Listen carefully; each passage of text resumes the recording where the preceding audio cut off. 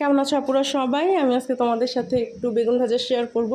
এখানে দেখতেই পাচ্তেছো আমি বেগুনগুলোকে খুব সুন্দর করে মাঝখানে চিড়ে চিড়ে কেটে নিয়েছি। এখন আমি এখানে আদা বাটা অ্যাড করে দিলাম, আদা বাটা, রসুন বাটা, মরিচের গুঁড়া, ধনে গুঁড়া, জিরা গুঁড়া, হলুদ গুঁড়া এবং পরিমাণ মতো লবণ অ্যাড করে দিয়েছি। এখন আমি এখানে একটু ময়দা অ্যাড করে দিব।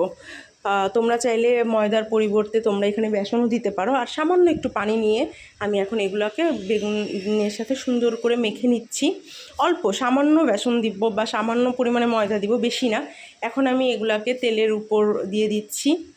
ফ্রাই প্যানে তেল গরম হয়ে গেছে, এখন আমি এগুলোকে দিয়ে দিচ্ছি। তোমরা দেখতেই পারতেছো উপরে একটু মশলা দিয়ে দিয়ে সবগুলা বেগুনকে আমি সুন্দর করে দিচ্ছি। দেখেছো এভাবে করে দিয়ে ভেজেছি, এবং এভাবে করে দিয়ে যদি বেগুন ভাজা হয় অনেকটা সময় পর্যন্ত খুব মচমচা থাকে, খুব টেস্টি হয়।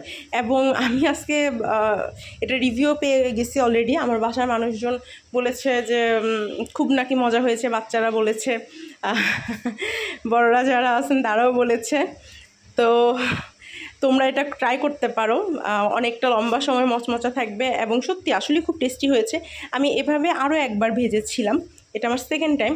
তো ভাবলাম আজকে তোমাদের সাথে একটু শেয়ার করি। এবং খুব সুন্দর ঘ্রাণ বের হয়েছে। বেগুন ভাজা কিন্তু আসলে খুব টেস্টি লাগে, অনেকে খুব পছন্দ করে, আমি ব্যক্তিগতভাবে খুব পছন্দ করি। সবসময় গতানুগতিক যেভাবে ভাজি, আজকে তার থেকে একটু আলাদা করে ভাজার চেষ্টা করেছি।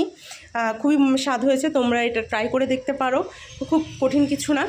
ভালো লাগলে কমেন্ট করে জানাও। ততদিন পর্যন্ত আল্লাহ হাফেজ।